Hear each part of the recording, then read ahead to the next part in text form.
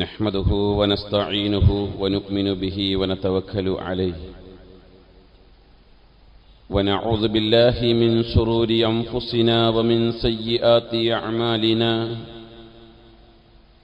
من يهده الله فلا مضل له ومن يضلل فلا هادي له وأشهد أن لا إله إلا الله وحده لا شريك له وأشهد أن محمدًا عبده ورسوله أرسله بالهدى ودين الحق ليظهره على الدين كله ولو كره المشركون. اللهم صل على محمد وعلى آل محمد كما صليت على إبراهيم وعلى آل إبراهيم وبارك على محمد وعلى آل محمد كما باركت على إبراهيم وعلى آل إبراهيم إنك حميد مجيد. يا أيها الذين آمنوا اتقوا الله حق تقاته ولا تموتن إلا وأنتم مسلمون. أما بعد فإن خير الكلام كلام الله وخير السنن سنن محمد صلى الله عليه وسلم وشر الأمور محدثاتها وكل محدثة بدعة وكل بدعة ضلالة وكل ضلالة في النار. أعوذ بالله من الشيطان الرجيم. بسم الله الرحمن الرحيم. ومن آياته أن خلق لكم من أنفسكم أزواجا لتسكنوا إليها وجعل بينكم مودة ورحمة إن في ذلك لآيات لقوم يتفكرون.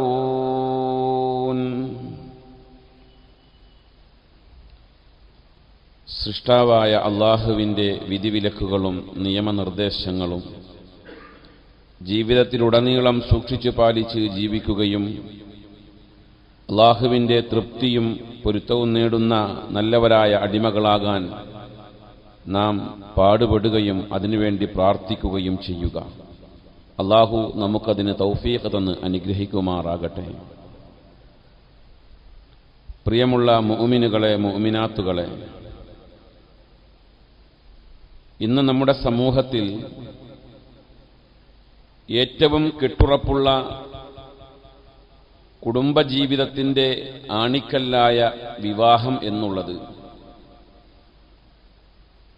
താൽപ്പര്യമില്ലാത്ത ഒരു സാഹചര്യത്തിലേക്ക് നീങ്ങിക്കൊണ്ടിരിക്കുന്നു.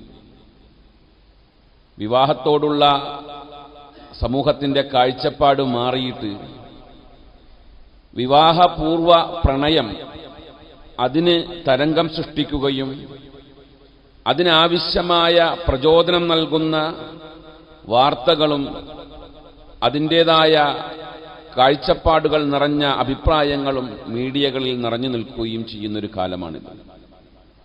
കൗമാരക്കാരെ വിവാഹപൂർവ പ്രണയത്തിലേക്ക് എത്തിക്കാൻ ആവശ്യമായ എല്ലാവിധ സംഭവങ്ങളും ഇന്ന് നമ്മുടെ കയ്യിലുള്ള മീഡിയകളിൽ സുലഭമാണ്. ഞാനൊരു ഖുത്ബയിൽ മുമ്പ് ഉണർത്തിയിരുന്നു, നമ്മുടെ ജില്ലയിൽ തന്നെ ഒരു സ്കൂളിൽ നടന്ന കൗൺസലിംഗിൽ 116 പെൺകുട്ടികൾ പങ്കെടുത്ത ആ കൗൺസലിംഗിൽ 102 പെൺകുട്ടികൾ പ്രണയമുള്ളവരായിരുന്നു എന്ന്. അത് മുസ്ലിമീങ്ങൾ മാത്രമുള്ള മുസ്ലിം പെൺകുട്ടികൾ മാത്രമുള്ള ഒരു കൗൺസലിംഗ് ആണ്. അതിൽ 116 പേരിൽ 102 പേർ ഒരു സ്കൂളിൽ നടന്ന സർവേയിൽ കിട്ടിയ റിപ്പോർട്ടാണ്. അവർ പ്രണയത്തിലായിരുന്നു എന്ന് പറഞ്ഞാൽ സമൂഹത്തിന്റെ മനസ്സിൽ പ്രണയിക്കുക എന്ന് പറയുന്ന ഒരു വിഷയത്തിൽ, പ്രത്യേകിച്ച് വിവാഹപൂർവ പ്രണയത്തിന്റെ വിഷയത്തിൽ ഒരു പ്രത്യേകമായ കാഴ്ചപ്പാട് വളർന്നു വന്നുകൊണ്ടേയിരിക്കുകയാണ്. സത്യത്തിൽ നമ്മുടെ കൂട്ടത്തിൽ മഹാഭൂരിപക്ഷം ആളുകളും ഒരു കാലഘട്ടത്തിൽ പ്രണയിച്ചിരുന്നവരായിരുന്നു എന്നുള്ളതൊരു യാഥാർത്ഥ്യമാണ്. എല്ലാവരെയും ഒരേ വാതിലിലൂടെ കയറ്റി വിടുന്നില്ല. എന്നാലും മഹാഭൂരിപക്ഷം ആളുകളും അങ്ങനെ ഒരു കാഴ്ചപ്പാട് കഴിഞ്ഞു വന്ന ആളുകളാണ്. പക്ഷെ അതൊക്കെ ഒരു പ്രായത്തിന്റെ ചാപല്യം മാത്രമായിട്ടാണ് നമ്മുടെ ആളുകൾ വിലയിരുത്തിയിട്ടുള്ളത്. നമ്മളൊക്കെ ചെറുപ്രായത്തിൽ അങ്ങനെയുള്ള പ്രണയത്തിലൊക്കെ പെട്ടുപോയ ആളുകളുണ്ട് എങ്കിൽ ഉപ്പയും ഉമ്മയൊക്കെ പറയും പിടിച്ച് പെണ്ണെട്ടിക്കാം, അപ്പോൾ അത് മാറിക്കോളും എന്ന് പറയും. എന്ന് പറഞ്ഞാൽ കല്യാണം കഴിക്കുന്നതോടുകൂടെ മാറുന്ന ഒരു അസുഖമായിക്കൊണ്ടാണ് പ്രണയത്തെ മുമ്പുള്ള ആളുകൾ കണ്ടിരുന്നത്. സത്യത്തിൽ ഇസ്ലാം എന്ന് പറയുന്ന ഒരു മതത്തിന്റെ അതിൽ നിന്നുകൊണ്ട് ചിന്തിച്ചാൽ പ്രണയിക്കൽ പാപമാണോ എന്ന് ചോദിച്ചാൽ പല ആളുകളും ചോദിക്കാറുണ്ട്. എനിക്കിങ്ങനൊരു പ്രണയമുണ്ട്, അത് തെറ്റാണോ ശരിയാണോ എന്നൊക്കെ ചോദിക്കാറുണ്ട്. അങ്ങനെ ഒരു ചോദ്യം ഉണ്ടായാൽ അതിന് നമുക്ക് മതത്തിന്റെ അതിരിന്റെ ഉള്ളിൽ നിന്ന് കൊടുക്കാവുന്ന മറുപടി പ്രണയിക്കൽ ഒരിക്കലും പാപമല്ല. വിശുദ്ധ ഖുർആൻ അതിന് പ്രചോദനമാണ് കൊടുത്തിട്ടുള്ളത്. പ്രണയിക്കണമെന്നാണ് ഖുർആന്റെ കാഴ്ചപ്പാട്. പക്ഷേ പ്രണയത്തെക്കുറിച്ചുള്ള ഇസ്ലാമിന്റെ കൺസെപ്റ്റ്, കാഴ്ചപ്പാട് എങ്ങനെയാണ് എന്ന് കൂടെ ചിന്തിക്കണം. കാരണം ഇന്ന് സമൂഹത്തിൽ വ്യാപകമായി കൊണ്ടിരിക്കുന്ന പ്രണയം, കൗമാര പ്രണയങ്ങൾ, ആ പ്രണയങ്ങൾ മുഴുവനും കാമത്തിൽ അധിഷ്ഠിതമായ പ്രണയമാണ്. കാമം അവസാനിക്കുമ്പോൾ പ്രണയവും അവസാനിക്കുന്നു. എന്നാൽ ഇസ്ലാം പറയുന്ന പ്രണയം കാമത്തിൽ അധിഷ്ഠിതമായ പ്രണയമല്ല. മറിച്ച് ഇസ്ലാം ഈ സമൂഹത്തോട് പഠിപ്പിക്കുന്ന, ഖുർആൻ പഠിപ്പിക്കുന്ന പ്രണയം കാരുണ്യത്തിൽ അധിഷ്ഠിതമായ പ്രണയമാണ്. കാരുണ്യത്തിൽ അധിഷ്ഠിതമായ പ്രണയം നിങ്ങൾക്ക് വേണമെന്ന ഖുർആന്റെ അഭിപ്രായം. മാത്രമല്ല അത്തരത്തിലുള്ള ഒരു പ്രണയം സൃഷ്ടാവായ അള്ളാഹുവിന്റെ അപാരമായ ഒരു ദൃഷ്ടാന്തമായി കൊണ്ടാണ് ഖുർആൻ നമ്മെ പരിചയപ്പെടുത്തുന്നത്. അള്ളാഹു പറഞ്ഞു, വജഅല ബൈനകും മവദ്ദതൻ വറഹ്മ. നിങ്ങൾക്കിടയിൽ അള്ളാഹു കാരുണ്യത്തിൽ അധിഷ്ഠിതമായ ഒരു പ്രണയം തന്നിട്ടുണ്ട്. അത് അള്ളാന്റെ ദൃഷ്ടാന്തമായിട്ടാണ് പറഞ്ഞത്. എപ്പോഴതുണ്ടാകുക? ഒരാളുടെ ജീവിതത്തിൽ കാരുണ്യത്തിൽ അധിഷ്ഠിതമായ ഒരു പ്രണയം നാം എടുക്കേണ്ടത്, ആ പ്രണയത്തിൽ കാരുണ്യം ഉണ്ടാകുന്നത്, അല്ലെങ്കിൽ അള്ളാഹുവിന്റെ ദൃഷ്ടാന്തം അവനിൽ ലഭിക്കുന്നത്, ആ പ്രണയം ഇസ്ലാം അനുവദിച്ച നിലയിലുള്ള പ്രണയമായിരിക്കണം. എന്ന് പറഞ്ഞാൽ ഇസ്ലാം അനുവദിച്ച പ്രണയം എന്ന് പറഞ്ഞാൽ ഒരു പുരുഷനും സ്ത്രീയും അവർ ഇസ്ലാമിക നിയമപ്രകാരം വിവാഹം കഴിച്ച് നിക്കാഹ് കഴിഞ്ഞതിന് ശേഷം പ്രണയിക്കുക. അള്ളാഹു പറഞ്ഞു. ആ ഭാഗം ഞാൻ, വിശുദ്ധ ഖുർആന്റെ ആ ഭാഗം ഞാൻ തുടക്കത്തിലെ പാരായണം ചെയ്തു. വമിൻ ആയാത്തിഹി, സൃഷ്ടാവായ അള്ളാഹുവിന്റെ ദൃഷ്ടാന്തത്തിൽപ്പെട്ടതാണ് അൻ ഖലഖലക്കും മിൻ അൻഫുസിക്കും അസ്വാജ, നിങ്ങളിൽ നിന്ന് തന്നെ നിങ്ങൾക്ക് ഇണകളെ ഉണ്ടാക്കി തന്നത് അള്ളാന്റെ ദൃഷ്ടാന്തം. നിങ്ങൾക്ക് കല്യാണം കഴിക്കാൻ കഴിഞ്ഞത് പടച്ചോന്റെ ദൃഷ്ടാന്താണ്. എന്നിട്ടോ വജഅല ബൈനക്കും മവദ്ദതൻ വറഹ്മ, നിങ്ങൾക്കിടയിൽ അള്ളാഹു കാരുണ്യത്തിൽ അധിഷ്ഠിതമായ പ്രണയം തന്നു. അപ്പൊ പ്രണയം എന്ന് പറഞ്ഞാൽ ഇസ്ലാമിന്റെ കാഴ്ചപ്പാടിൽ അത് പാപമല്ല. പ്രണയം കാരുണ്യത്തിൽ അധിഷ്ഠിതമായിരിക്കണം. അങ്ങനെ കാരുണ്യത്തിൽ അധിഷ്ഠിതമായ ഒരു പ്രണയം ഒരാൾക്കുണ്ടാകണമെങ്കിൽ അതിനവൻ വിവാഹം കഴിക്കണം. വിവാഹം കഴിച്ചു കഴിഞ്ഞാൽ ഈ സംഗതി ഉണ്ടാകും എന്നുള്ളതാണ് ഇസ്ലാമിന്റെ കാഴ്ചപ്പാട്. എന്നാൽ വിവാഹപൂർവ പ്രണയം, ഇന്ന് നമ്മുടെയൊക്കെ കാഴ്ചപ്പാടിലുള്ള കേട്ടുകൊണ്ടിരിക്കുന്ന പ്രണയം, ആ പ്രണയത്തെ ഇസ്ലാം കണക്കാക്കുന്നത് ഒരു തരം വ്യഭിചാരമായിട്ടാണ്. അതിനൊരിക്കലും ഇസ്ലാം പ്രോത്സാഹനം കൊടുക്കുന്നില്ല. റസൂലുള്ളാഹി സ്വല്ലല്ലാഹു അലൈഹി വസല്ലം പറഞ്ഞതായി ഇബ്നു അബ്ബാസ് റളിയല്ലാഹു അൻഹുവിൽ നിന്ന് ഇമാം ബുഖാരി ഉദ്ധരിക്കുന്ന ഹദീസിൽ കാണാം. ഒരു സുദീർഘമായ ഹദീസാ.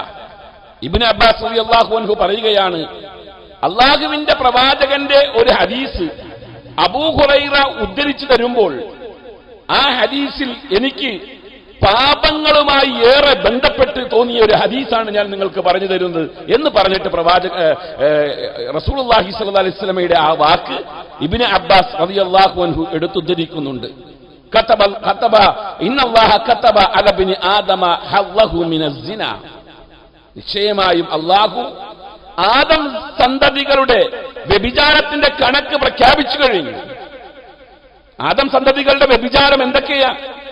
അള്ളാഹുവിന്റെ പ്രവാചകൻ പറയുന്നു, ലാ മഹാലത ഫസിനൽ ഐൻ അൻ നദറു, കണ്ണിന്റെ വ്യഭിചാരം നോട്ടമാണ്. വസിനൽ ലിസാനി അൽ മന്തിഖു, നാവിന്റെ വ്യഭിചാരം സംസാരമാണ് എന്ന് പറഞ്ഞാൽ വിവാഹപൂർവ പ്രണയത്തിൽ കണ്ണുകൊണ്ടും നാവുകൊണ്ടും ചെവി കൊണ്ടും ശരീരത്തിന്റെ ഓരോ അവയവങ്ങൾ കൊണ്ടും അനുനിമിഷം വ്യഭിചരിച്ചുകൊണ്ടിരിക്കുക. ആ വ്യഭിചാരം സത്യത്തിൽ നാം കരുതുന്നത് പോലെയുള്ള ലൈംഗിക അവയവങ്ങളുടെ ബന്ധം മാത്രമല്ല. അല്ലാഹുവിന്റെ പ്രവാചകൻ പറഞ്ഞത് എന്താ? വൽ ഫർജു യുസദ്ദിഖു ദാലിക കുല്ലഹു വയുകദ്ദിബുഹു. ഗുഹ്യഭാഗം ചിലപ്പോൾ ഇത് സത്യമാക്കും, അല്ലെങ്കിൽ കളവാക്കും. ബാക്കി എല്ലാ അവയവങ്ങളും വ്യഭിചരിക്കുന്നുണ്ടെന്നാ പറഞ്ഞു. അപ്പോ ഇസ്ലാം പ്രണയത്തിന് നൽകിയ കാഴ്ചപ്പാട് കാമമല്ല, കാരുണ്യമാണ്. അത് വിവാഹശേഷമാണ് ഉണ്ടാകേണ്ടത്.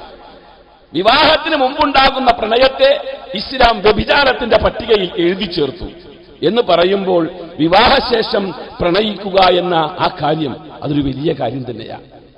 ഇസ്ലാം പറയുന്നത് വിവാഹശേഷം ഒരു ഭർത്താവിന് ഭാര്യയെയും ഒരു ഭാര്യയ്ക്ക് ഭർത്താവിനെയും പ്രണയിക്കാൻ കഴിഞ്ഞാൽ അത് അവരുടെ ജീവിതത്തിലെ വലിയ വിജയമാണ്, വലിയ വിജയമാണ്. ഒരു പുരുഷന്റെ വിജയമായിക്കൊണ്ട് അല്ലാഹുവിന്റെ പ്രവാചകൻ എണ്ണിയത് 4 കാര്യങ്ങൾ ഒരു പുരുഷന്റെ വിജയത്തിന്റെ അടയാളമാണ്. ആ 4 കാര്യങ്ങളിൽ ഒന്നെന്താ? അൽ മർഅത്തു സ്വാലിഹ, സ്വാലിഹത്തായ ഭാര്യ. സ്വാലിഹത്തായ ഭാര്യ എന്ന് പറഞ്ഞാൽ ആരാണെന്ന് നബി സല്ലല്ലാഹു അലൈഹി വസല്ലം ഇവിടെ വിശദീകരിച്ച് പറയുന്നുണ്ട്. അവിടെയാണ് ഭാര്യയെ പ്രണയിക്കുന്നത് എങ്ങനെയാണെന്ന് പ്രവാചകൻ പഠിപ്പിച്ചിരുന്നത്. അല്ലാഹുവിന്റെ പ്രവാചകൻ പറഞ്ഞു, സ്വാലിഹത്തായ ഭാര്യ എന്ന് പറഞ്ഞാൽ 5 നേരം നിസ്കരിക്കലും സുന്നത്ത് നോമ്പ് എടുക്കലും മാത്രമല്ല സ്വാലിഹത്തായ ഭാര്യയുടെ അടയാളം. എപ്പോഴും ഖുർആൻ ഓതിക്കൊണ്ടിരിക്കുന്ന അതല്ല സ്വാലിഹത്തായ ഭാര്യയുടെ അടയാളം മാത്രമായി കണക്കാക്കുന്നത്. പിന്നെ ഏതാ? പ്രവാചകൻ പറഞ്ഞു, ഇദാ നളർത സർറത്തുക, നീ അവളെ നോക്കിയാൽ അവൾ നിന്നെ സന്തോഷിപ്പിക്കും. സത്യത്തിൽ ഈ വിവാഹപൂർവ്വ പ്രണയത്തിൽ അങ്ങനെയാണല്ലോ ആളുകൾ കാണുന്നത്. കൗമാരക്കാർ പോയി പെടുന്ന അങ്ങനെയുള്ള അവളുടെ മുഖത്തേക്ക് നോക്കിയിരിക്കുമ്പോൾ എനിക്ക് സമയം പോകുന്നതറിയില്ല, അല്ലേ? അതുതന്നെയാ ഭാര്യയുടെ മുഖത്ത് നോക്കുമ്പോൾ അവൾ നിന്നെ സന്തോഷിപ്പിക്കും. നീ നോക്കിയാൽ സന്തോഷിപ്പിക്കും. വേറെ ആൾക്കാർ നോക്കിയാൽ അവരെ സന്തോഷിപ്പിക്കുന്നതല്ല സ്വാലിഹത്തായ ഭാര്യയുടെ അടയാളം പറഞ്ഞത്. നീ നോക്കിയാൽ സന്തോഷിപ്പിക്കും. അത് പ്രണയമുണ്ടെങ്കിലേ കഴിയുള്ളൂ. രണ്ടാമത് പ്രവാചകൻ പറഞ്ഞു, വഇദ അമറ അതഅതുക, നീ എന്തെങ്കിലും പറഞ്ഞാൽ ഉടനെ ഉള്ളതനുസരിക്കും.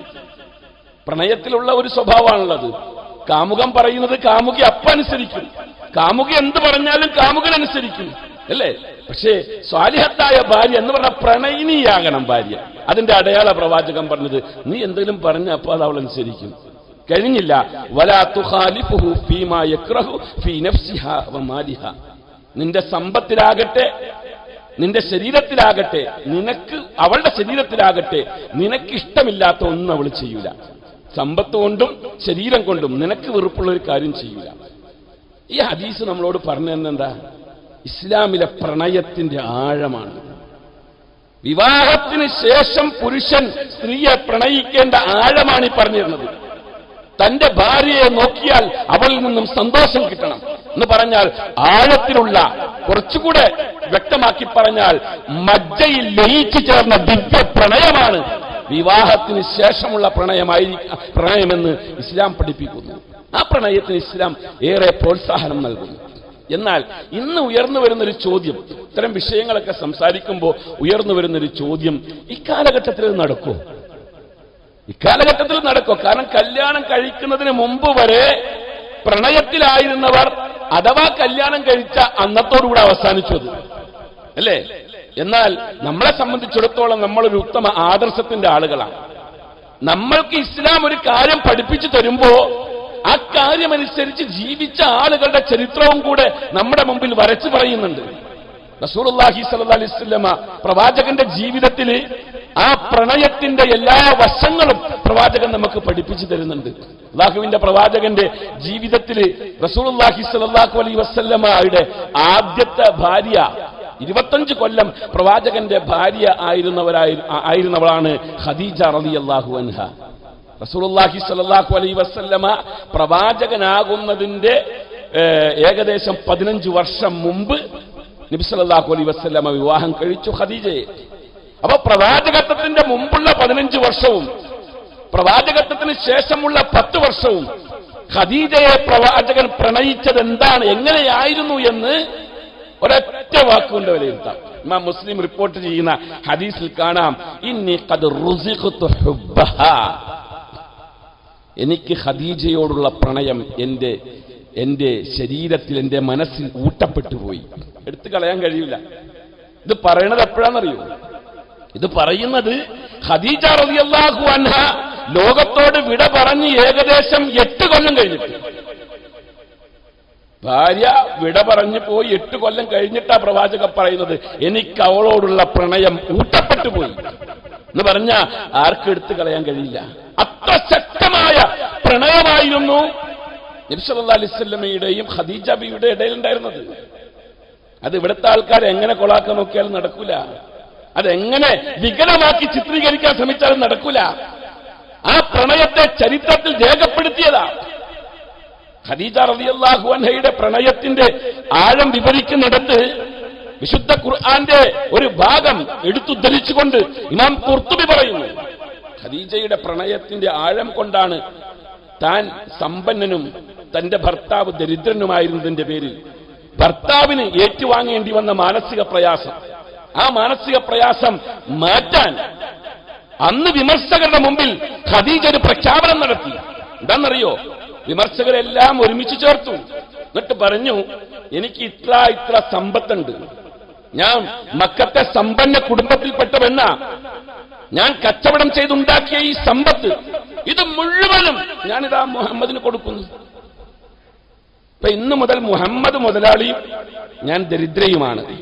ആ മുതലാളിയായ സമ്പന്നനായ മുഹമ്മദിന്റെ കീഴിൽ ഞാൻ ജീവിച്ചോളാം. ഖുർആൻ പറഞ്ഞു, വവജദക ആയിലൻ ഫാഗ്ന. ശുദ്ധ ഖുർആനിലെ സൂറത്തുൽ ദുഹയിലില്ലേ, വവജദക ആയിലൻ ഫാഗ്ന, അങ്ങ് പ്രയാസം അനുഭവിച്ച് സമ്പത്തില്ലാത്ത ദാരിദ്ര്യത്തിന്റെ വഴിയിൽ ജീവിച്ച സമയത്ത് അല്ലാഹു അങ്ങയെ സമ്പന്നനാക്കി. ആയത്തിന്റെ വിശദീകരണത്തിൽ ഖുർത്തുബി പറയുകയാണ്, ഫഅഗ്നാക ബിമാലി ഖദീജ, ഖദീജയുടെ പണം തന്നിട്ട് അങ്ങയെ സമ്പന്നനാക്കി അല്ലാഹു പ്രവാചകന് ചെയ്തു കൊടുത്ത നിഅമത്തുകളെ എടുത്ത് പറയുന്ന കൂട്ടത്തിൽ പറഞ്ഞതാണ്.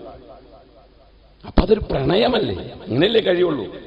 ഏറ്റവും നല്ലൊരു ദിവ്യ പ്രണയത്തിന്റെ ഉടമയ്ക്ക് അങ്ങനെ കഴിയുള്ളൂ. തന്റെ മുതൽ മുഴുവൻ തന്റെ കാമുകന് കൊടുത്തിട്ട് താൻ ദരിദ്രയാകുക, കാമുകൻ സമ്പന്നനാകുക, അല്ലേ? റസൂലുള്ളാഹി സ്വല്ലല്ലാഹു അലൈഹി വസല്ലമയുടെ ജീവിതത്തിലെ ഏറ്റവും നിർണായകമായ ഒരു കാലഘട്ടമായിരുന്നു പ്രവാചകത്വം ലഭിക്കുന്ന സമയം. 40-ാമത്തെ വയസ്സിൽ കാണുന്ന സ്വപ്നങ്ങളൊക്കെ യാഥാർത്ഥ്യമായി ഫലിക്കുന്നു. നബി സല്ലല്ലാഹു അലൈഹി വസല്ലമയ്ക്ക് ഏകാന്തവാസം അനിവാര്യമായി തോന്നിയപ്പോൾ തന്റെ സഹധർമ്മിണിയോട് പറഞ്ഞു, ഞാനൊന്ന് കുറച്ചു നേരം ഒറ്റയ്ക്കിരിക്കാൻ പോവുകയാണ്. എവിടെയാ പോവുക? ഞാൻ ഒരു ഉയർന്ന പ്രദേശത്തേക്ക് പോവുകയാണ് എന്ന് പറഞ്ഞ് ഹിറാ ഗുഹയിൽ പോയി, ജബൽ ഹിറയിൽ പോയി.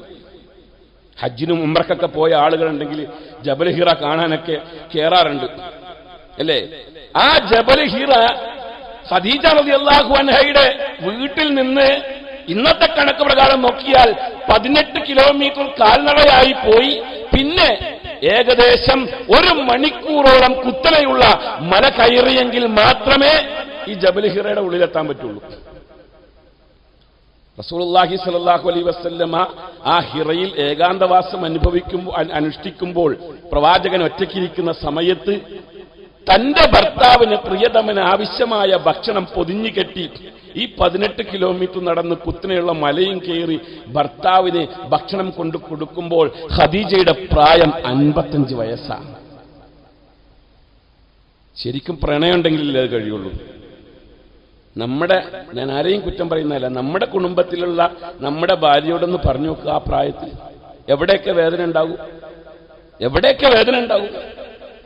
റസൂലുള്ളാഹി സ്വല്ലല്ലാഹു അലൈഹി വസല്ലമയുടെ ഖദീജയുമായിട്ടുള്ള പ്രണയത്തിന്റെ ആഴം അങ്ങനെ വിശാലമായി കിടക്കുക. ഹിറയിൽ വെച്ച് അല്ലാഹുവിന്റെ പ്രവാചകന് വഹീ കിട്ടിയപ്പോൾ അല്ലാഹുവിന്റെ പ്രവാചകൻ മാനസികമായി ആകെ പ്രയാസപ്പെട്ടു. നബി സല്ലല്ലാഹു അലൈഹി വസല്ലമയെ കുറിച്ച് ഹദീസ് പറയുന്നുണ്ട്, യർജിഫു ഫുആദുഹു, പ്രവാചകന്റെ അന്തരാളം വിറകൊണ്ടു. പ്രവാചകന് പിടിച്ചു നിൽക്കാൻ പറ്റിയില്ല. സല്ലല്ലാഹു അലൈഹി വസല്ലമ ഓടി വരുന്ന ഭയവിഹ്വലനായി ഓടി വരുന്ന രംഗം ഖദീജ ദൂരെ നിന്ന് കാണുന്നുണ്ട്. ഖദീജ റളിയല്ലാഹു അൻഹ പ്രവാചകന്റെ വരവിൽ എന്തോ പന്തികേട് തോന്നിയപ്പോൾ അവിടെ കാത്തുനിന്ന് സല്ലല്ലാഹു അലൈഹി വസല്ലമ ഓടി വന്നിട്ട് ഖദീജയോട് പറഞ്ഞ വർത്തമാനം എന്താണെന്നറിയോ? സമ്മിലൂനി യാ ഖദീജ, സമ്മിലൂനി, എന്നെ പുതപ്പിക്ക് ഖദീജ, എന്നെ പുതപ്പിക്ക്. ഖദീജ ഒന്നും ചോദിച്ചില്ല, എന്ത് സംഭവിച്ചു എന്ന് ചോദിച്ചില്ല.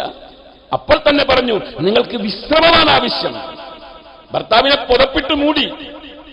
പുതപ്പിന്റെ ഇടയിലൂടെ പാളി നോക്കുന്നുണ്ട് പ്രവാചകൻ താൻ വന്ന വഴിയിലേക്ക്. ജിബ്രീൽ തന്നെ പിന്തുടരുന്നുണ്ടോ എന്നറിയാൻ. നബി സല്ലല്ലാഹു അലൈഹി വസല്ലമയുടെ കിതപ്പ് നടങ്ങിയപ്പോൾ എന്താ സംഭവം എന്ന് ചോദിച്ചു. റസൂലുള്ളാഹി സ്വല്ലല്ലാഹു അലൈഹി വസല്ലം നടന്ന സംഭവം മുഴുവൻ പറഞ്ഞു. അപ്പോൾ ഖദീജ എടുത്ത നിലപാട്, അത് ശരിക്കും ഒരു കാമുകിക്ക് കാമുകന്റെ ചെവിയിൽ അങ്ങനെ മന്ത്രിക്കാൻ കഴിയൂ, വേറെ ആർക്കും കഴിയില്ല. അല്ലാഹുവിന്റെ പ്രവാചകനോട് പറഞ്ഞു, കല്ല വല്ലാഹി മാ യുഖ്സികല്ലാഹു അബദ, അല്ലാഹു ഒരിക്കലും നിങ്ങളെ കൈവിടൂല, അല്ലാഹു ഒരിക്കലും നിങ്ങളെ കൈവിടൂല. കാരണം എന്താ? ഇന്നക ലതസിലുർ റഹ്മ, നിങ്ങൾ കുടുംബബന്ധം സ്ഥാപിച്ച ആളാ. വെറും വാക്കല്ലാതെ 15 കൊല്ലത്തെ ജീവിതത്തിലെ അനുഭവമാണ് ഖദീജ പറഞ്ഞത്, വെറും വാക്കല്ല. നിങ്ങൾ കുടുംബബന്ധം സ്ഥാപിച്ച ആളാ. വതഹ്മിലുൽ കല്ല, ബുദ്ധിമുട്ട് അനുഭവിക്കുന്നവരുടെ പ്രയാസം ഇറക്കി വെക്കാൻ സഹായിക്കുന്ന ആളാണ്. വതക്സിബുൽ മഅദൂമ, അവശത അനുഭവിക്കുന്നവരെ സഹായിക്കുന്ന ആളാണ്. വതക്രിൽ ലൈഫ, അതിഥിയെ സൽക്കരിക്കുന്ന ആളാണ്. വതുഈനു അലാ നവാഇബിൽ ഹഖി, ആപത്ത് എവിടെ ഉണ്ടോ അവിടെ ഓടിച്ചെന്ന് അവർക്ക് ആശ്വാസം കൊടുക്കുന്ന ആളാ. അങ്ങനത്തെ നിങ്ങളെ അല്ലാഹു കൈവിടൂല. ഒരു ഭർത്താവിന്റെ പോരിശ, 15 കൊല്ലം ജീവിച്ച ഭർത്താവിന്റെ പോരിശ ഭർത്താവിനോട് പറയാം, നിങ്ങളെ പോരിശ, നമ്മുടെ പോരിശ നമ്മുടെ ഭാര്യ എപ്പോഴെങ്കിലും നമ്മുടെ മുഖത്തൊക്കെ പറയാറുണ്ട്. പ്രണയത്തിന്റെ ആഴാണത്, എങ്കിലേ അത് പറയാൻ പറ്റുള്ളൂ. കഴിഞ്ഞില്ല, കൂട്ടിക്കൊണ്ടുപോയി അമ്മാവന്റെ അടുക്കലേക്ക്, വറക്കത്തിന്റെ അടുക്കലേക്ക് കൂട്ടിക്കൊണ്ടുപോയി. സംഭവം പറഞ്ഞു. അപ്പൊ വറക്കത്ത് ബിൻ നൗഫൽ പറഞ്ഞു, ഈ സംഭവം കേട്ടത് വെച്ച് നോക്കുമ്പോൾ ഹാദാ നാമുസുല്ലദി നസ്സലല്ലാഹു അലാ മൂസ, മൂസയുടെ അരികിൽ അള്ളാഹു ഇറക്കിയ നാമുസ് തന്നെയാണ് നിങ്ങളുടെ അടുത്ത് വന്നിട്ടുള്ളത്. അതുകൊണ്ട് നിങ്ങളെ പ്രവാചകനായി പ്രഖ്യാപിക്കുക. യാ ലൈതനി ഫിഹാ ജദ്അൻ ലൈതനി അകൂന ഹയ്യൻ ഇദ് യുഖ്രിജുക ഖൗമുക, നിങ്ങളുടെ നാട്ടുകാരൻ നിങ്ങളെ പുറത്താക്കുന്ന സമയത്ത് ഞാൻ ജീവിച്ചിരിക്കുന്നുണ്ടെങ്കിൽ ഞാൻ അത് തടയും. അത് കേട്ടപ്പോൾ റസൂലുള്ളാഹി സ്വല്ലല്ലാഹു അലൈഹി വസല്ലം ചോദിച്ചു, അവ മുഖ്രിജിയ, അവരെന്നെ പുറത്താക്കോ? റസൂലുള്ളാഹി സ്വല്ലല്ലാഹു അലൈഹി വസല്ലമയുടെ ആ ചോദ്യത്തിന്റെ മുമ്പിൽ ഈ ഹദീസ് വിശദീകരിച്ചുകൊണ്ട് മുഹദ്ദിസുകൾ എഴുതി വെക്കുക. ആ സമയത്ത് പ്രവാചകനെ ചേർത്ത് പിടിച്ചുകൊണ്ട് ഖദീജ പറഞ്ഞു, അത് പേടിക്കണ്ട, അതൊക്കെ ഉണ്ടാകും. നിങ്ങളുടെ ഈ ആശയത്തെ ഞാനിതാ ഇപ്പൊ തന്നെ സ്വീകരിക്കുന്നു, നിങ്ങളോടൊപ്പം ഞാനുണ്ട്. പ്രണയം മജ്ജയിൽ ലയിച്ചാൽ മാത്രമേ എങ്ങനെ പറയാൻ പറ്റുള്ളൂ. നബി സല്ലല്ലാഹു അലൈഹി വസല്ലമയുടെ പ്രബോധനത്തിന്റെ ഓരോ ചുവടിലും ഖദീജ ഒപ്പുണ്ടായിരുന്നു, അല്ലേ? അല്ലമീൻ എന്ന് വിളിച്ച ആൾക്കാര് അവർ കള്ളനെന്നും കൂടത്രക്കാരനെന്ന് വിളിച്ചപ്പോൾ പ്രവാചകന് ഏറെ ആശ്വാസവുമായി ഖദീജ ഉണ്ടായിരുന്നു. കല്ലെറിഞ്ഞപ്പോൾ പ്രവാചകനെ ആശ്വസിപ്പിക്കാൻ ഖദീജ ഉണ്ടായിരുന്നു. ചീത്ത പറഞ്ഞപ്പോൾ, പരിഹസിച്ചപ്പോൾ എപ്പോഴും പ്രവാചകനോടൊപ്പമുണ്ടായിരുന്നു. അതുകൊണ്ട് തന്നെയല്ലേ ഖദീജ റളിയല്ലാഹു അൻഹയുടെ ചരിത്രം വിശദീകരിക്കുന്നിടത്ത് ഇബ്നു ഇസ്ഹാഖ് പറഞ്ഞൊരു ഉദ്ധരണിയുണ്ട്, കാനത്ത് ഖദീജ വസീറത്തു സിദ്ഖ്, ഖദീജ ഒരു സത്യസന്ധയായ മന്ത്രിയായിരുന്നു പ്രവാചകന്റെ. ആണോ നമ്മുടെ മന്ത്രിയാണോ ഭാര്യ? പ്രണയം ഉണ്ടെങ്കിൽ കഴിയുമതൊക്കെ. അതാണ് പറഞ്ഞത്, വിവാഹത്തിന് ശേഷം വിവാഹാനന്തര പ്രണയം അത് കാരുണ്യത്തിൽ അധിഷ്ഠിതമായിട്ട് വളർത്തിയെടുക്കാൻ കഴിഞ്ഞാൽ ഈ പറയപ്പെട്ട ഖദീജയാകാൻ നമ്മുടെ ഓരോ ദമ്പതിമാർക്കും കഴിയും. അത് യാഥാർത്ഥ്യമാണ്. റസൂലുള്ളാഹി സ്വല്ലല്ലാഹു അലൈഹി വസല്ലമ ശഅബ് അബീ താലിബിലേക്ക് പോകുന്നൊരു സമയമുണ്ട്. ശഅബ് അബീ താലിബിൽ അള്ളാഹുവിന്റെ പ്രവാചകൻ പോകുന്ന സമയത്ത് ഖദീജ റളിയല്ലാഹു അൻഹയ്ക്ക് 62 വയസ്സാണ്. ഉപരോധാണ്. മക്കക്കാർ ഖുറൈശികൾ ഉപരോധം പ്രഖ്യാപിച്ചു. റസൂലുള്ളാഹി സ്വല്ലല്ലാഹു അലൈഹി വസല്ലം പോകാൻ വേണ്ടിയുള്ള സാധനങ്ങളൊക്കെ വാരി കെട്ടിക്കൊണ്ടിരിക്കുമ്പോൾ ഖദീജ ചോദിച്ചു, എങ്ങോട്ടാണ്? പ്രവാചകൻ പറഞ്ഞു, ഉപരോധമാണ്, ഇനി ഇവിടെ നിൽക്കാൻ പറ്റില്ല, പോവുകയാണെന്ന് പറഞ്ഞു. പോവുകയാണ്, ഞാൻ വിവരം അറിയിച്ചോളാം. ഖദീജ പറഞ്ഞു, എങ്കിൽ ഞാനുണ്ട്. പ്രവാചകൻ പറഞ്ഞു, ഈ പ്രായം ഇത്ര കൂടിയ സമയത്ത്, അവശത ബാധിച്ച സമയത്ത് ശൈബ് അബി താലിബിൽ ഒരു സഹായത്തിന് ആരുമില്ല, ഒരു സൗകര്യമില്ല, അങ്ങോട്ട് വരണ്ട. ഇല്ല, അങ്ങൊപ്പമുണ്ടോ? എനിക്കെല്ലാമുണ്ട്. 3 കൊല്ലമാണ് ശൈബ് അബി താലിബിൽ കഴിച്ചുകൂട്ടിയത്. 3 കൊല്ലം ശൈബ് അബി താലിബിൽ കഴിച്ചു കൂട്ടുമ്പോൾ ഖദീജയുടെ പഴയ ചരിത്രത്തിൽ പട്ടുമെത്തയിൽ മാത്രം കിടന്ന് ശീലിച്ച ഖദീജ കൂർത്ത കല്ലുകളുടെ മുകളിൽ പ്രവാചകനോടൊപ്പം കിടന്നു.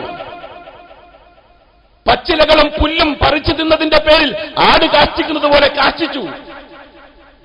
3 കൊല്ലത്തിന് ശേഷം ശൈബ് അബി താലിബിലെ ഉപരോധം മൂലം ഏറ്റുവാങ്ങിയ മാനസിക ശാരീരിക പ്രയാസങ്ങൾ ഖദീജയെ തളർത്തി. ആ വർഷം ഖദീജ റളിയല്ലാഹു അൻഹ 65-ാമത്തെ വയസ്സിൽ ഇഹലോകവാസം വെടിഞ്ഞു. ആ കൊല്ലത്തിന്, ആ വർഷത്തിന് അള്ളാഹുവിന്റെ പ്രവാചകനിട്ട പേരെന്താണെന്നറിയോ? ആമുൽ ഹുസ്ൻ, ദുഃഖവർഷം. ദുഃഖവർഷം പ്രവാചകനിട്ടു ആ വർഷത്തിന് പേര്. ഇങ്ങനെ ചരിത്രമൊന്ന് വായിച്ചാൽ അള്ളാഹുവിന്റെ പ്രവാചകൻ തന്റെ ഭാര്യയെ പ്രണയിച്ച ചരിത്രം നിരവധിയാണ്. റസൂലുള്ളാഹി സ്വല്ലല്ലാഹു അലൈഹി വസല്ലമയുമായിട്ട് പിന്നീട് പ്രവാചകന് വിവാഹം കഴിച്ച ആയിഷ റളിയല്ലാഹു അൻഹ പറയാണ്, അള്ളാന്റെ പ്രവാചകനായിട്ട് ഞാൻ വഴക്കുണ്ടാക്കിയിട്ടുണ്ടെങ്കിൽ ഖദീജയുടെ പേര് പറഞ്ഞിട്ടേ വഴക്കുണ്ടാക്കിയിട്ടുള്ളൂ. ഖദീജയുടെ പേരിൽ ഞാൻ എപ്പോഴും പ്രവാചകനായിട്ട് വഴക്കുണ്ടാക്കാറുള്ളൂ. കാരണം ഖദീജയെ പ്രവാചകൻ അത്തരത്തിൽ പുകഴ്ത്തും, പ്രശംസിക്കും. ഒരിക്കൽ നബി സല്ലല്ലാഹു അലൈഹി വസല്ലമ വീട്ടിലിങ്ങനെ കിടക്കാണ്. ആ ഹദീസിലുണ്ട്, പ്രവാചകൻ ഈത്തപ്പന നാരുകൊണ്ടുണ്ടാക്കിയ തലകണയിൽ ചാരിക്കിടക്കുക. പ്രവാചകൻ ഉടുത്തിരുന്ന ഉടുമുണ്ടിന്റെ കുത്ത് പ്രവാചകൻ അഴിച്ചിട്ടിട്ടുണ്ട്. നമ്മളൊക്കെ സാധാരണ വീട്ടിലേക്ക് കിടക്കുമ്പോൾ ഒന്ന് ഫ്രീ ആകാൻ വേണ്ടി അഴിച്ചിടുമല്ലോ, അതുപോലെ അഴിച്ചിട്ടിട്ടുണ്ട്. ആ സമയത്ത് വീടിന്റെ വാതിക്കൽ ഒരു ശബ്ദം കേട്ടു. ആരാണെന്നറിയോ? ഖദീജയുടെ സഹോദരി ഹാലയാണ്. ഹാല എന്ന അല്ലാഹുവിന്റെ റസൂലിനെ വിളിച്ചതാ. റസൂലുള്ളാഹി സ്വല്ലല്ലാഹു അലൈഹി വസല്ലമ ഉടനെ ചാടി എഴുന്നേറ്റു. ഈ മുണ്ട് ഉടുത്തിരുന്ന മുണ്ട് ഉടുക്കാൻ പ്രവാചകൻ തയ്യാറായില്ല. അത് കൂട്ടിപ്പിടിച്ചുകൊണ്ട് ഓടിപ്പോയിട്ട് വാതിൽ തുറന്നു. ആ ഹദീസിൽ കാണാം, ഹദീസ് ഇമാം മുസ്ലിമാ റിപ്പോർട്ട് ചെയ്യുന്നത്. ആ ഹദീസിൽ കാണാം, പ്രവാചകൻ പറഞ്ഞു, ഹാല വന്ന് വിളിച്ചല്ലേ, ഹാലയുടെ ശബ്ദം കേട്ടപ്പോ ഖദീജയാണെന്ന് തോന്നിപ്പോയി. എത്ര കൊല്ലം മുമ്പ് മരിച്ചതാ? 4 കൊല്ലം. ഈ ഹദീസ് റിപ്പോർട്ട് ചെയ്യുന്ന പ്രകാരം 4 കൊല്ലം മുമ്പ് മരിച്ചുപോയ ഖദീജ ആണെന്ന് തോന്നിപ്പോയി ഹാലയുടെ ശബ്ദം കേട്ടപ്പോൾ എന്ന് പറഞ്ഞു. ഇത് കേട്ടപ്പോൾ ആയിഷ റളിയല്ലാഹു തആല അൻഹ പറയുകയാണ്, ഫഖിർതു, എനിക്ക് വല്ലാത്തൊരു മുറുമുറുപ്പ് തോന്നി. വമാ തദ്കുറു മിൻ അജൂസ് മിൻ അജായിസ് ഖുറൈശ് ഹംറാ അശ്ശദഖൈൻ, ആ ചുണ്ട് തടിച്ച ഖുറൈശി വൃദ്ധയെ കുറിച്ച് ഇപ്പോഴും ഓർത്തുകൊണ്ടിരിക്കുകയാണോ നിങ്ങളത്? റസൂലുള്ളാഹി സ്വല്ലല്ലാഹു അലൈഹി വസല്ലമ അത് കേട്ടപ്പോൾ പറഞ്ഞത്, യാ ആയിഷ, പ്രിയപ്പെട്ട ആയിഷ, എനിക്ക് ഖദീജയോളം പകരം ദുനിയാവിൽ വേറൊന്നും കിട്ടിയിട്ടില്ല. ഇത് പ്രണയാണ്. ഇത് പ്രവാചകൻ ഖദീജയോട് മാത്രമല്ല, പ്രവാചകന്റെ എല്ലാ ഭാര്യമാരോടും പ്രവാചകൻ ഈ പ്രണയം വെച്ചിരുന്നു. നബി സല്ലല്ലാഹു അലൈഹി വസല്ലമയോട് ഒരിക്കൽ അംർ ബിൻ ആസ് ചോദിച്ചു, ഇമാം ബുഖാരി ഹദീസ് റിപ്പോർട്ട് ചെയ്യുന്നുണ്ട്, ചോദിച്ചു, അയ്യുന്നാസി അഹബ്ബു ഇലൈക യാ റസൂലല്ലാഹ്, അങ്ങക്ക് ഏറ്റവും ഇഷ്ടം ആരെയാണെന്ന് ചോദിച്ചു. അയ്യുന്നാസാണ്, ജനങ്ങളിൽ അങ്ങക്ക് ഏറ്റവും ഇഷ്ടം ആരെയാ? നബി സല്ലല്ലാഹു അലൈഹി വസല്ലം പറഞ്ഞു, ആയിഷ, എനിക്ക് ഏറ്റവും ഇഷ്ടം ആയിഷനെയാണ്. അപ്പോ അംർ ബിൻ ആസ് ചോദിച്ചു, വമിനൽ റിജാലി, ആണുങ്ങളുടെ കൂട്ടത്തിൽ ഏറ്റവും ഇഷ്ടം ആരെയാ? അബാഹ, അവളുടെ ഉപ്പയാണ്. കണ്ടില്ലേ, പ്രവാചകന്റെ പ്രണയാണ്. ഭാര്യമാർ എവിടെ പോകുകയാണെങ്കിലും നബി സല്ലല്ലാഹു അലൈഹി വസല്ലമ നറുക്കെടുത്തിട്ട് അതിൽ ഏത് ഭാര്യയാണോ കൂടെ വരാൻ ആ നറുക്ക് വീഴുന്നത് ആ ഭാര്യയെ കൊണ്ടുപോകും. എല്ലാ ഭാര്യമാരെയും അല്ലാഹുവിന്റെ പ്രവാചകൻ പ്രണയിച്ചിരുന്നു. പ്രത്യേകിച്ച് ആയിഷയോട് പ്രവാചകനൊരു പ്രത്യേക പ്രണയമുണ്ടായിരുന്നു. പ്രണയം മനസ്സിൽ സൂക്ഷിക്കുന്ന ഭർത്താവ് ഭാര്യയെ ഒരു പ്രത്യേക ചെല്ലപ്പേരിട്ട് വിളിക്കും. നബി സല്ലല്ലാഹു അലൈഹി വസല്ലം ആയിഷയെ വിളിച്ചിരുന്നെന്നറിയാമോ? ഹുമൈറ, ചുമന്നു തൊടുത്ത സുന്ദരി, ചെല്ലപ്പേരിട്ട് വിളിച്ചു. അതൊക്കെ നമുക്ക് മാതൃകയാ. ദമ്പതിമാർക്കിടയിൽ അതൊക്കെ അനിവാര്യമാണെന്നാണ് പറയുന്നത്. അനിവാര്യമാണ്. ആയിഷയുടെ വിഷയത്തിൽ പരാതി പറഞ്ഞ മറ്റ് ഭാര്യമാരോട് പ്രവാചകൻ പറഞ്ഞത്, ഫൈനൽ വഹിയ ലം യഅതി വഅന ഫീ സൗബി ഇംറഅത്തിൻ ഇല്ലാ ആയിഷ, ഞാൻ ഏതെങ്കിലും ഒരു പെണ്ണിന്റെ വസ്ത്രത്തിൽ കിടന്നപ്പോൾ വഹി ഇറങ്ങിയിട്ടുണ്ടെങ്കിൽ അത് ആയിഷയുടെ വസ്ത്രത്തിൽ കിടന്നപ്പോഴാണ് വഹി ഇറങ്ങിയത്. അതുകൊണ്ട് വലാ തുഅദീനി ഫി ആയിഷ, ആയിഷയുടെ കാര്യത്തിൽ നിങ്ങൾ വല്ലാതെ എന്നെ ബുദ്ധിമുട്ടിക്കരുത്, എനിക്ക് അവളോട് പ്രത്യേക പ്രണയമുണ്ട്. ഉണ്ട്, അതുണ്ടാകും.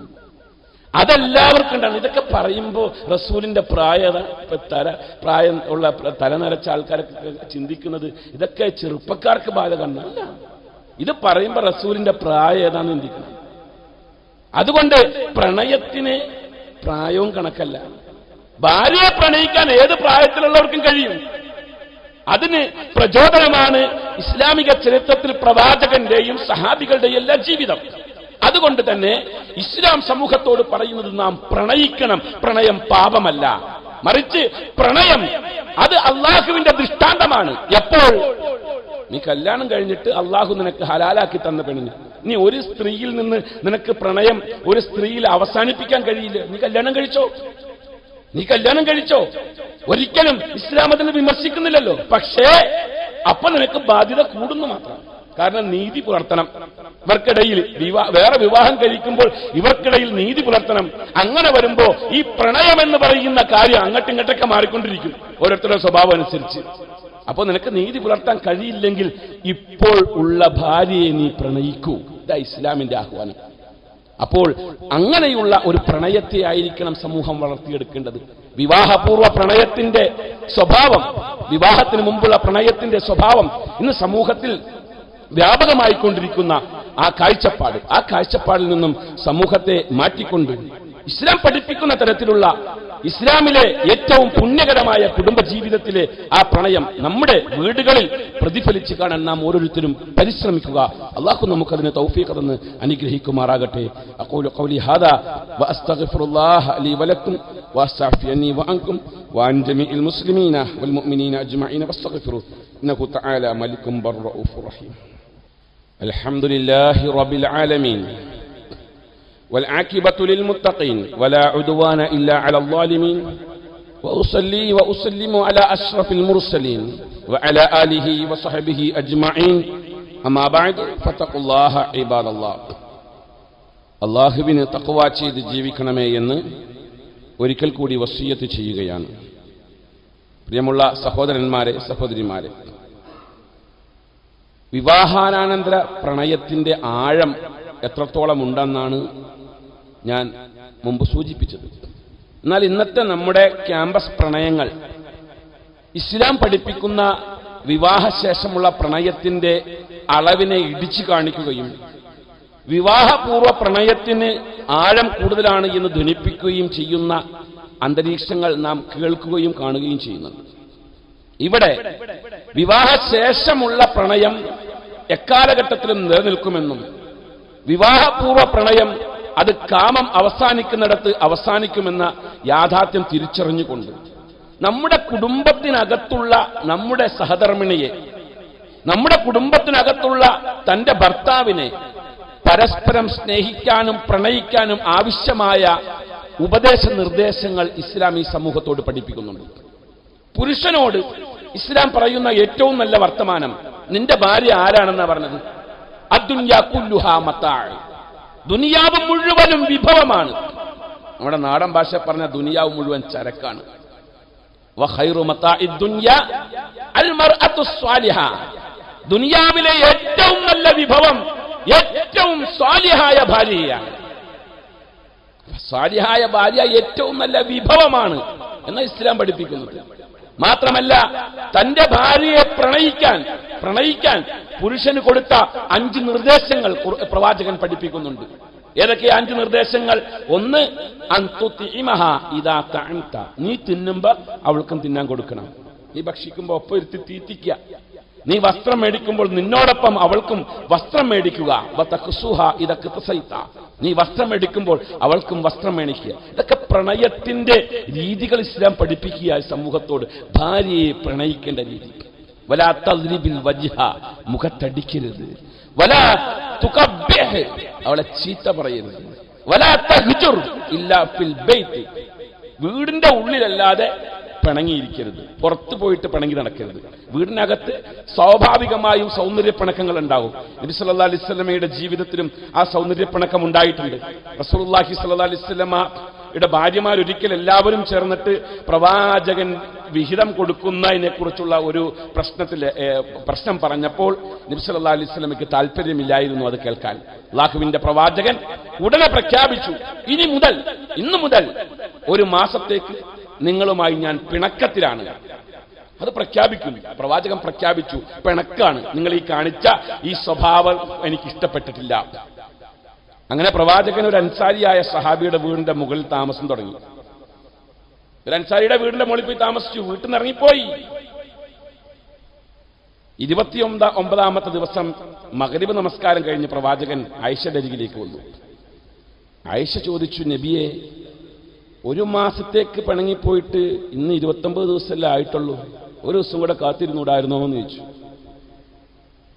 നബി സല്ലല്ലാഹു അലൈഹി വസല്ലം അതിന് കൊടുത്ത മറുപടി, ആയിഷ, ഈ മാസം 29 ഉള്ളൂ, നിലാവ് കണ്ടു എന്ന് പറഞ്ഞു.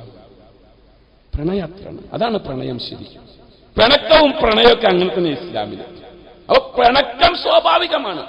പക്ഷെ ആ പിണക്കത്തെ വീടിനുള്ളിൽ ഒതുക്കുക, അത് കോടതി കൊണ്ടുപോയി തളയ്ക്കാതിരിക്കുക. അങ്ങനെ 5 നിർദ്ദേശങ്ങളാണ് ഭർത്താവിന് ഭാര്യയുടെ മേൽ റസൂലുള്ളാഹി സ്വല്ലല്ലാഹു അലൈഹി വസല്ലം കൊടുത്തത്. അത് പ്രണയിക്കാൻ ആവശ്യമായ നിർദ്ദേശമാണ്.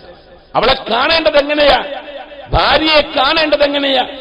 റസൂലുള്ളാഹി സ്വല്ലല്ലാഹു അലൈഹി വസല്ലം ഒരിക്കൽ സഹാബി വനിതകളൊക്കെ ഇരിക്കെ, പ്രവാചകന്റെ ഭാര്യമാരും ഉണ്ട്, സഹാബി വനിതകളൊക്കെ ഉണ്ട്, ഒട്ടകത്തിന്റെ പുറത്ത് ഒട്ടകക്കെട്ടിൽ ഇരിക്കുക, ഒരു യാത്ര പോവുക. ആ സമയത്ത് അല്ലാഹുവിന്റെ പ്രവാചകൻ കണ്ടു, ഉമ്മു സുലൈമൊക്കെ ഇരിക്കുന്ന ഒട്ടകത്തെ പിടിച്ചുകൊണ്ടുപോയ അൻഷജ എന്ന് പറയുന്ന സഹാബി, ആ സഹാബി അലസമായിട്ട് പിടിച്ചുകൊണ്ടുപോയി. റസൂലുള്ളാഹി സ്വല്ലല്ലാഹു അലൈഹി വസല്ലം പറഞ്ഞെന്താണെന്നറിയാമോ? വൈഹക യാ അൻഷജ, നാശം അൻഷജ, റുവൈദക സൗഖം ബിൽ ഖവാരീർ. പളുങ്ക് പാത്രത്തെ കൊണ്ട് നടക്കണ പോലെ അവളെ കൊണ്ടു നടന്നുടനെ. സ്വന്തം ഭാര്യ കൊണ്ടടക്കാൻ പറഞ്ഞത്, പളുങ്ക് പാത്രത്തെ കൊണ്ട് നടക്കുന്നത് പോലെ കൊണ്ട് നടന്നുകൂടെ? നബി സല്ലല്ലാഹു അലൈഹി വസല്ലം പറയുകയാണ്, അലാ വസ്തൗസു ബിന്നിസാഇ ഖൈറാ. ഇത് പറയണത് അള്ളാഹുവിന്റെ പ്രവാചകൻ ഈ ലോകത്തോട് വിട പറയുന്നതിന്റെ വിരലിൽ എണ്ണാവുന്ന ദിവസങ്ങൾക്ക് മുമ്പാ.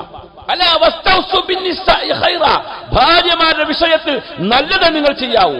കാരണം ഫഇന്നകും അഖറതുമുഹുന്ന ബി അമാനത്തില്ല, നിങ്ങളുടെ കൈവശം ഇരിക്കുന്നത് അള്ളാഹുവിന്റെ അമാനത്താണ്. അതുകൊണ്ട് ആ അമാനത്തിനെ നിങ്ങൾ സൂക്ഷിക്കണം. ഇതൊക്കെയാണ് ഇസ്ലാമിൽ ഭാര്യയോടുള്ള നയം, ഭർത്താവിനോടുള്ള നയം. പരസ്പരം പ്രണയിച്ചാൽ ആ പ്രണയം ഒരിക്കലും പൊട്ടിപ്പോകൂല. അല്ലാത്ത പ്രണയങ്ങളൊക്കെ പൊട്ടിപ്പോകും. നമ്മുടെ മക്കളൊക്കെ ചതിക്കുഴിയിൽ പോയിപ്പെടും. അങ്ങനെ ഒരു സാഹചര്യം ഉണ്ടാകാതിരിക്കുക. അതിന് പ്രചോദനം നൽകുന്ന പല പാട്ടുകളും പല കൂത്തുകളും എവിടെ ഉണ്ടാകും? അതൊക്കെ നാം അവഗണിക്കുക. കണ്ണിറുക്കലാകട്ടെ, കാലകെട്ടലാകട്ടെ, കൈകാട്ടലാകട്ടെ, എന്താണെങ്കിലും അതൊക്കെ അവഗണിക്കാൻ ഒരു വിശ്വാസിക്ക് കഴിയണം. കുടുംബത്തിൽ അകത്ത് പ്രണയം ഒതുക്കി നിർത്തുക. കുടുംബത്തിന്റെ പുറത്ത് അന്യരെ തേടി പോകാതിരിക്കാൻ നമ്മുടെ കുടുംബത്തിന് നാം എപ്പോഴും പ്രചോദനം, പ്രോത്സാഹനം കൊടുക്കുകയും ചെയ്യുക. അല്ലാഹു സുബ്ഹാനഹു വ തആല നമ്മെ സത്യസന്ധമായ ദീനിന്റെ ചുറ്റുവട്ടങ്ങളിൽ നിന്നുകൊണ്ട് കുടുംബജീവിതം നയിക്കാനുള്ള തൗഫീഖ് തന്ന് അനുഗ്രഹിക്കുമാറാകട്ടെ. അല്ലാഹു സുബ്ഹാനഹു വ തആല ദുആ കൊണ്ട് വസിയത്ത് ചെയ്ത ആളുകളുടെയും നമ്മുടെയും ഉദ്ദേശ ലക്ഷ്യങ്ങളൊക്കെ പൂർത്തിയാക്കി തരുമാറാകട്ടെ. റഹ്മാനായ രക്ഷിതാവേ, ഞങ്ങളെ അലട്ടിക്കൊണ്ടിരിക്കുന്ന മാനസികവും ശാരീരികവുമായ പ്രയാസങ്ങൾ, ബുദ്ധിമുട്ടുകൾ ഞങ്ങൾക്ക് ദൂരീകരിച്ച് തരണേ അല്ലാ. അല്ലാഹുവേ, പ്രണയ കുരുക്കിൽ ഞങ്ങളുടെ മക്കൾ ഞങ്ങളുടെ കുടുംബങ്ങൾ പെട്ടുപോകുന്നതിനെ തൊട്ട് കാത്തുരക്ഷിക്കണേ അല്ലാ. കുടുംബജീവിതം ഇസ്ലാം പഠിപ്പിച്ച ആ അർത്ഥത്തിൽ ഉൾക്കൊണ്ട് ജീവിക്കാനുള്ള തൗഫീഖ് തന്ന് അനുഗ്രഹിക്കണേ അല്ലാ. റഹ്മാനായ രക്ഷിതാവേ, ഞങ്ങളുടെ കച്ചവടത്തിലും ഞങ്ങളുടെ കൃഷിയിലും ഞങ്ങളുടെ ജീവിത മാർഗങ്ങളിലും ഖൈറും ബറക്കത്തും തന്ന് അനുഗ്രഹിക്കണേ അല്ലാ. അല്ലാഹുവേ, ജീവിക്കുന്ന കാലമത്രയും യഥാർത്ഥ മുഅ്മിനായി ജീവിക്കാനും മരിക്കുമ്പോൾ യഥാർത്ഥ മുവഹിദായി മരിക്കാനും തൗഫീഖ് തരണേ അല്ലാ. اللهم اغفر للمؤمنين والمؤمنات والمسلمين والمسلمات الأحياء منهم والأموات إنك مجيب الدعوات يا قاضي الحاجات طيب ثراكم واجعل الجنة مأواكم ربنا آتنا في الدنيا حسنة وفي الآخرة حسنة وقنا عذاب النار اللهم أعز الإسلام والمسلمين اللهم أذل الشرك والمشركين اللهم أجرنا من النار ومن خزي النار ومن كل عمل يقربنا إلى النار اللهم أدخلنا الجنة مع الأبرار برحمتك يا عزيز يا غفار آمين برحمتك يا أرحم الراحمين والحمد لله رب العالمين. أقم الصلاة.